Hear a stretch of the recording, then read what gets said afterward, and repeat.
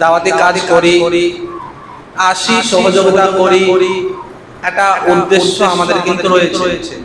উদ্দেশ্যবিহীন মানুষ কোনো কর্ম করতে পারে না।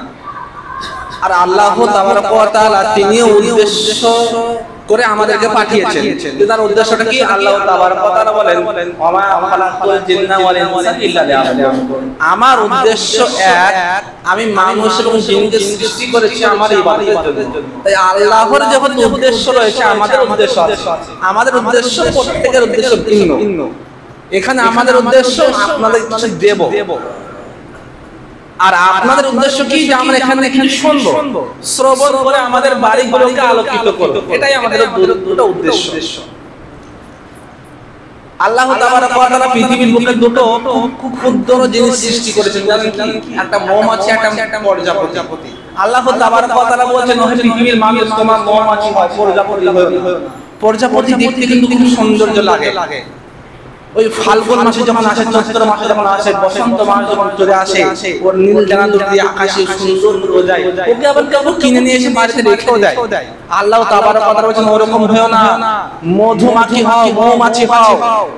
প্রজাপতিও ফুল থেকে মধু সংগ্রহণ করে, মৌমাছিও ফুল থেকে মধু সংগ্রহণ করে, কিন্তু প্রজাপতি সেটা সেখানে খেয়ে ফেলে, সেটাকে সেখানে মল দ্বারা এসে বাহির করে দেয়। কিন্তু মৌমাছি কি করে? বাসায় নিয়ে এসে বাসায় রাখে। তারপরে কি হয়? সেটাকে আপনার মানুষের জন্য শিফা, মানুষের জন্য ওষুধের ন্যায় আল্লাহ তাবারক ওয়া তাআলা বানিয়েছেন। তাই আমাদেরকে আল্লাহ তাবারক ওয়া তাআলা বলছেন, তোমরা মধুমাছি হও, এই তাবলীগ থেকে কিছু নিয়ে যাও বাড়িতে, এখানে খেয়ে ভক্ষণ উড়িয়ে দিও না। শুধুমাত্র শ্রবণ করে এখানে থেমে যেও না, তুমি শোনো, আলেম ওলামাদের কথাগুলো শোনো, শেখো। তারপরে তোমার স্ত্রীদেরকে, তোমার সন্তানদেরকে, মেয়েদেরকে, কচি কাঁচা সন্তানদের নিয়ে দাও, শেখাও। বাড়িটাকে আলোকিত করা, ইসলামিক কানুন দিয়ে বাড়িটাকে আলোকিত করা, তবেই তোমার আশাটা সাকসেসফুল হবে। কেননা আল্লাহ তাবারক ওয়া তাআলা শিক্ষাকে ফরজ করেছেন। শিক্ষা, আজ আমরা যত আলেম ওলামার বক্তব্য শুনবো, আলেম ওলামারা আসবেন, আপনাদের জিকির আজকার সম্পর্কে বলবেন, নামাজ সম্পর্কে বলবেন, কিভাবে আমাদেরকে দাওয়াতি কাজ করে সেগুলো সব বলবেন। কিন্তু আমাদের করণীয় কি জানেন? প্রথমত আমাকে আপনাদের শিখতে হবে, শিক্ষাকে অর্জন করতে হবে, মাথায় শিক্ষা জিনিসটা ভরতে হবে। শুধুমাত্র অশিক্ষিত হলাম এটার নাম নয়। কি শিখবো, কেন শিখবো, কার কাছে শিখবো, খুব গুরুত্বপূর্ণ ভাইটাল বিষয় কিন্তু। কি শিখবো? আল্লাহ তাবারক ওয়া তাআলা তিনি বলছেন, ইকরা বিসমি রাব্বিকাল্লাযী খালাক। সূরা আলাকের এই প্রথম একটা আল্লাহ তাবারক ওয়া তাআলা হীরা গুহার ভিতরে কেন অবতীর্ণ করলেন? তিনি বলতে পারতেন, ওয়াকিমুস সালাত ওয়া আতুজ যাকাত কুতিবা আলাইকুমুস সিয়াম, এই সমস্ত আয়াতগুলো আল্লাহ তাবারক ওয়া তাআলা বলতে পারতেন। কিন্তু তিনি বলছেন না, ইকরা বিসমি রাব্বিকাল্লাযী খালাক, তুমি পড়ো। কেন পড়ো? তোমাকে মুহাম্মদ সাল্লাল্লাহু আলাইহি ওয়াসাল্লাম, তোমাকে আরব কান্ট্রিটাকে, সারা পৃথিবীটাকে, অন্ধকার যে বর্বরতার যুগটাকে তোমাকে আলো দিতে হবে। সেই যুগে অশিক্ষিত মানুষের অভাব ছিল না, ইসলামিক আইন অনুযায়ী সেই পিছনে ধর্মের হযরত ঈসা আলাইহিস সালাতু ওয়াস সালামের জ্ঞান সেই সমস্ত মানুষ ছিল না, একটা মানুষ ছিল। মুহাম্মদ তোমাকে শেখো, তুমি শেখো, শেখার পর তুমি তোমার বাড়িটাকে, প্রথমে তোমার বাড়িটাকে, তারপর গোটা পৃথিবীটাকে তুমি আর শিক্ষা দ্বারা প্রসারিত করো। এইজন্য আল্লাহ তাবারক ওয়া তাআলা সর্বপ্রথম শিক্ষা আয়াতটাকে দিয়ে ফরজ করেছেন। আল্লাহ তাবারক ওয়া তাআলা আরো বলেন, এই আয়াতটাকে সাপোর্ট করার জন্য আল্লাহ তাবারক ওয়া তাআলা তিনি আরো বলছেন, কুল হাল ইয়াস্তাবিল্লাযীনা ইয়ালামুনা ওয়াল্লাযীনা লা ইয়ালামুন। মুহাম্মদ সাল্লাল্লাহু আলাইহি ওয়াসাল্লাম, তুমি বলো তো, যে ব্যক্তি শিক্ষা অর্জন করলো আর যে শিক্ষা অর্জন করলো না, আচ্ছা উভয় ব্যক্তি কি সমান? কখনোই না। তাই আল্লাহ তাবারক ওয়া তাআলা বলেন, মুহাম্মদ তোমাকে শিখতে হবে, উচ্চ শিখরে যেতে হবে। উচ্চ শিখরে গিয়ে তোমাকে নিচু স্তরের শিক্ষাগুলোকে দমন করতে হবে, নচেত কিন্তু তাদের ভিতরে এমন শিক্ষা তোমাকে দমন করে দেবে। সেজন্য আল্লাহর নবী সাল্লাল্লাহু আলাইহি ওয়াসাল্লাম তিনি শিক্ষা সর্বপ্রথম আয়াতে করেছিলেন। আল্লাহ রাসূল সাল্লাল্লাহু আলাইহি ওয়াসাল্লাম সর্বপ্রথম তিনি তার মসজিদ সমস্ত মসজিদকে আপনার প্রথমত মসজিদ আপনারা মক্কা, তারপরে আপনারা আল্লাহ নবী নিজে হাতে তৈরি করেন কি মসজিদে নববী। আল্লাহর নবী সাল্লাল্লাহু আলাইহি ওয়াসাল্লাম শিক্ষা যেহেতু ফরজ, মসজিদে নববীকে আল্লাহ রাসূল সাল্লাল্লাহু আলাইহি ওয়াসাল্লাম সর্বপ্রথম অঙ্গনারী স্কুল হিসেবে আপনারা নির্বাচন করেন। অঙ্গনারী স্কুল আওয়াজ শেখানো আলিফ বা তা, তারপরে স্কুল, তারপরে হাই স্কুল, তারপরে ইউনিভার্সিটি নামক সেই মসজিদ নববী এখনো আছে। সেখানে বড় বড় শায়েখরা মাশায়েখরা এখনো পর্যন্ত আছেন। যার ক্লাস আমরা এখনো অনলাইন করি। সেই যে একটা পরম্পরা সিলসিলা আজও জারিত রয়েছে। কেন? শিক্ষাকে অর্জন করতে হবে। আজ আমাদের ভিতরে শিক্ষা নেই বলে, আমাদের ভিতরে শিক্ষা নেই বলে আজ আমাদেরকে সব জায়গায় কিন্তু লাইন দিয়ে দাঁড়াতে হয়। সব জায়গায় কিন্তু আমাদেরকে পদতলে চটকে দেয়, পায়ে চটকিয়ে দেয়। আজ আমাদের ভিতরে আমাদের মাতৃভাষার শিক্ষা নেই বলে আজকে আপনার ফিলিস্তিন বলেন, জেরুজালেম বলেন, যত কান্ট্রি বলবেন মুসলিম কান্ট্রি, তাদের কিন্তু কি করছে? অন্যান্য মানুষের শাসন করছে। কেন? তারা নিজের ভাষা, নিজের মাতৃভাষাগুলোকে ছেড়ে দিয়েছে। নিজের মাতৃভাষায় কোরআন শিখতে চায় না, যেমন আমরা চাই না। কিন্তু আল্লাহ তাআলা নিজের মাতৃভাষাকে ফরজ করেছেন। তিনি পবিত্র কোরআনের মধ্যে বলেন যে আমি প্রত্যেকটা নবীকে লিসানি কওমিহি, তার জাতির, তার ধর্মের, তার বংশের, তার গোত্রের ভাষার উপরে ভিত্তি করে আমি পাঠিয়েছি। আমরা যে বলি না যে আল্লাহর নবী সাল্লাল্লাহু আলাইহি ওয়াসাল্লাম আরবিতে বক্তব্য দিয়েছেন, আরবিতে বক্তব্য দেয়নি আল্লাহর নবী। আল্লাহর নবী নিজের মাতৃভাষায় বক্তব্য দিয়েছেন। এটাকে বুঝতে হবে। এই শিক্ষা অর্জন করতে হবে। কি শিখতে হবে? আমাদেরকে শিখতে হবে যে সালাত বা নামাজটা কি ভাবে আদায় করব। আমাদেরকে শিখতে হবে, কি শিখতে হবে? যে তওবা ইস্তেগফার কি করে, তওবা ইস্তেগফার করে কি করে আমার রূহ নফসে মুতমাইন্নার ভিতরে নিয়ে আসা যায়। নফসে আম্মারা যে আমার আত্মা রয়েছে, সেটাকে নফসে মুতমাইন্নার ভিতরে কি করে নিয়ে আসা যায়। আমাকে কি শিখতে হবে? ইস্তেগফার কি করে করতে হয় সেটা শিখতে হবে। আমাকে কি শিখতে হবে? সর্বপ্রথম যেটা শিখতে হবে যে সুহবাতুস সালেহিন, মানে কি জানেন?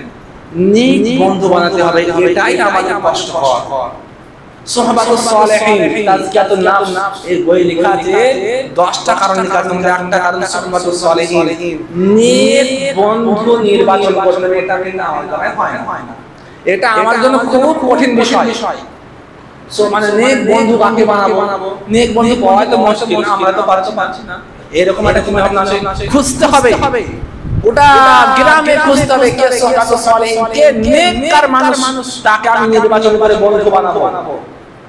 নচে যায় যে দুনিয়াবি জ্ঞানে নিয়ে পরচর্চা করে, চায়ের দোকানে বসে কাটায়, ফোনে ফ্রি ফায়ার পাবজি, ফোনে গেম খেলে কাটায়, ফেসবুক চালিয়ে কাটায়, ওকে বন্ধু করলে কিন্তু আমাদের হিসাব দিতে হবে।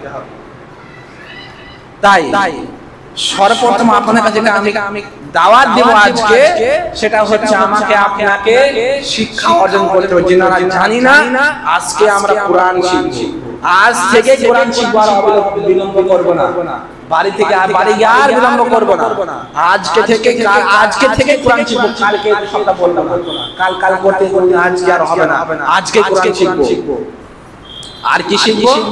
যে কি করে আমাদের বাড়িটাকে পবিত্র করা যায়, কি করে আমাদের বাড়িটাকে ইসলামিক নিয়মে আনা যায়, আমাদের বাড়িটাকে কি করে নামাজের ভেতরে নেওয়া যায়, এটা শিখতে হবে। সেজন্য আমরা ইমাম সাহেবকে অবজেকশন দিই, মৌলানা সাহেব ছেলেটা নামাজ পড়ছে না। ইমাম সাহেবের কোনো দোষ নেই। ইমাম সাহেব তো জানেই না আপনার সন্তানটাকে। আল্লাহ রাসূল সাল্লাল্লাহু আলাইহি ওয়াসাল্লাম বলেছেন, কুল্লুকুম রাঈন ওয়া কুল্লুকুম মাসউলুন আন রাইয়াতিহি। শোনো, শিক্ষা যেহেতু ফরজ, এই হাদিসটা শেখো। কি শেখো? যে আল্লাহ তাবারক ওয়া তাআলা প্রত্যেককে দায়িত্বশীল বানিয়েছে, এটা শেখো। আমরা ইমাম সাহেবদের বলি, ইমাম সাহেবরা খাচ্ছে দাচ্ছে বক করছে, এইরকম করে বলে হবে না। আপনি কি করছেন? আল্লাহ ও রাসূল সাল্লাল্লাহু আলাইহি ওয়াসাল্লাম আপনাকে দায়িত্ব বানিয়েছেন, আপনি শিখেছেন? কিসের দায়িত্ব বানিয়েছেন? আপনাকে বাড়ির ফ্যামিলির দায়িত্ব দিয়েছেন, এটা কোনদিন শিখেছেন? আপনার সন্তানের দায়িত্ব বানিয়েছেন, এটা শিখেছেন? স্ত্রীর আপনি দায়িত্ব বানিয়েছেন, এটা শিখেছেন? এর হিসাব দেবেন কি করে? আমি আপনি কি করে দেব?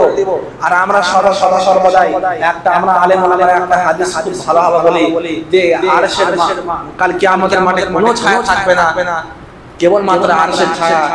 7টা কারণ বলি আমরা 7টা কারণ কিন্তু বলি, আমরা মুখস্থ আছে।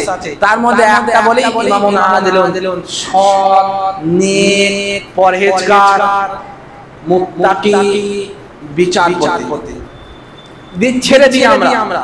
তারপরে 6টা বর্ণনা করে, কারণ 6টা খুব সুন্দর লাগে, এটার মধ্যে আমরা ফেসে যাব। ইমামুন আদিল, ইমাম কাকে বলে?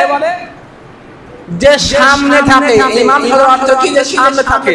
ওই টুপি পরে নামাজ পড়া মানে ইমাম আমি নয়, যে সামনে থাকবে সেই ইমাম। তাহলে আমি আমার ফ্যামিলির সামনে আছি, আমি ইমাম। আমি আমার সন্তানদের সামনে আছি, আমি ইমাম তাদের। যদি আমি আমার বাড়িটাকে যদি ন্যায় বিচার না করতে পারি, সন্তানদেরকে নামাজি না বানাতে পারি, সন্তানদেরকে কোরআন শিক্ষা না দিতে পারি, স্ত্রীদেরকে ছেলেদেরকে দাওয়াতের কাজে না আনাতে পারি, তাহলে কিন্তু আমাকে আপনি হিসাব দিতে পাবো না। ইমাম মানে এই নয় যে গ্রামের মেম্বার, অঞ্চলের প্রধান আর আপনার পিএম সিএম যে মন্ত্রী ইমাম নয়। সর্বপ্রথম ইমাম হচ্ছেন আপনি, আমি। কারণ আমি আপনি বাড়ির ইমাম, বাড়ির কাজ, এটাকে বুঝতে এই শিক্ষা অর্জন করতে হবে। নচেত দুনিয়াবি শিক্ষা অর্জন করতে হবে মানা করবে না, শিখে ওটাও দরকার আছে। কারণ কোরআন হাদিসকে বুঝতে গেলে দুনিয়াবি শিক্ষা অনেক প্রয়োজন আছে, নিজের মাতৃভাষার অনেক গুরুত্ব রয়েছে। তাই আপনাদের কাছে আমি অনুরোধ করব, যারা কোরআন পড়তে জানেন, যারা জানেন বাংলা কোরআন তরজমা কিনে মানে কিনে একটু অর্থগুলো বোঝার চেষ্টা করবে। বিশেষ করে 29 পারা 30 পারার অর্থগুলো বোঝার চেষ্টা করবে। পায়ের মাটি কেঁপে যাবে একটা আয়াত বলে বক্তব্য শেষ করবে। আল্লাহ তাবারক ওয়া তাআলা সূরা গাশিয়া, হালাল টাকা হাদিসের গাশিয়া সবার মুখস্থ আছে। আল্লাহ তাবারক ওয়া তাআলা বলেন, আফালা ইয়ানজুরুনা ইলাল ইবলি কাইফা খুলিকাত ওয়া ইলাস সামাই কাইফা রুফিয়াত। আল্লাহ তাআলা চারটে কথা বলছেন, এই মানে পরস্পর তিনটে চারটে কথা। এক, উটের কথা, উটকে কিভাবে সৃষ্টি করেছে। দুই, আসমানকে কিভাবে ছাদের ন্যায় বানিয়েছি। তিন, জমিনকে কিভাবে আমি বিছিয়ে রেখেছি। এই কথাগুলো আল্লাহ তাআলা কথা বলছেন। মক্কার মুশরিকরা যখন উটের উপরে চেপে ভ্রমণ করছেন, তাদের পা কাঁপছে। মসজিদ হায় সত্যি তাই তো?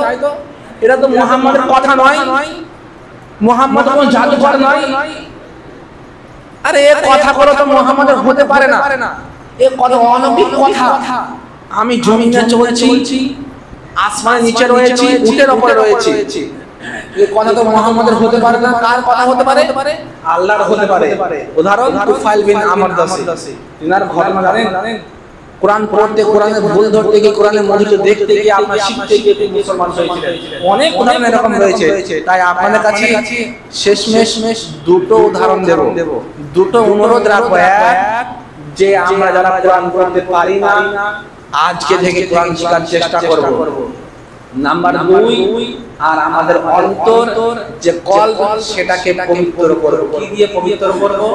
সর্বপ্রথম দোয়া, জিকির, আজকার দিয়ে, তারপর আপনার তওবা, ইস্তিগফার দিয়ে, তারপরে সুহবাতুস সালেহিন নিয়ে বন্ধু নির্বাচন করে, তারপরে সদা সর্বদাই দুচক্ষু দিয়ে অস্ত্র ধরে আমাদের অন্তর যতক্ষণ পর্যন্ত পবিত্র না করতে পারবো, ততক্ষণ পর্যন্ত কিন্তু কোনো আলেম ওলামা, যত বড়ই শেখ মাশায়েখ আসেন না কেন, তাদের কথা, তাদের নসিহত, তাদের উপদেশ আমাদের ভিতরে আসবে না। তাই আপনাদের কাছে বারবার অনুরোধ করছি যে আপনারা কোরআন শেখার চেষ্টা করেন। যারা পড়তে জানেন না, তারা হাওয়া করে কাঁদেন, একটু আগে আসেন। আল্লাহ তাবারক ওয়া তাআলা আপনাদেরকে আগে আসবে। উদাহরণ, আল্লাহর নবী সাল্লাল্লাহু আলাইহি ওয়াসাল্লাম নবুয়ত লাভ করেছেন 40 বছর বয়সে। 40 বছর বয়সে কোরআন শিখছেন। খাদিজা রাদিয়াল্লাহু তাআলা আনহা 60 বছর ঊর্ধ্বে কোরআন শিখছেন। তাহলে কত উদাহরণ! আমি আপনি কেন পারবো না? অবশ্যই পারবো। আমি আপনি সবকিছুই করতে পারি। শুধুমাত্র একটা জায়গায় পিছিয়ে পড়ি যে হবে না, কোরআন শিখতে পারছি না, বয়স হয়ে গেছে, এই কথাটা বলছি। কিন্তু উদাহরণ জানেন, ইবলিশ সবথেকে বড় শয়তান তো ইবলিশ আমাদের মস্তিষ্ক কি কথা বলে জানেন? যে কোরআন পড়িস না, এ কথা বলে না। কোরআন পড়িস না এই কথা বলে না, কারণ ইবলিশ জানে কোরআন খুব খতরনাক বিষয়। ইবলিশ কোনদিন এই কথা বলে না কোরআন পড়িস না। ইবলিশ কি বলে?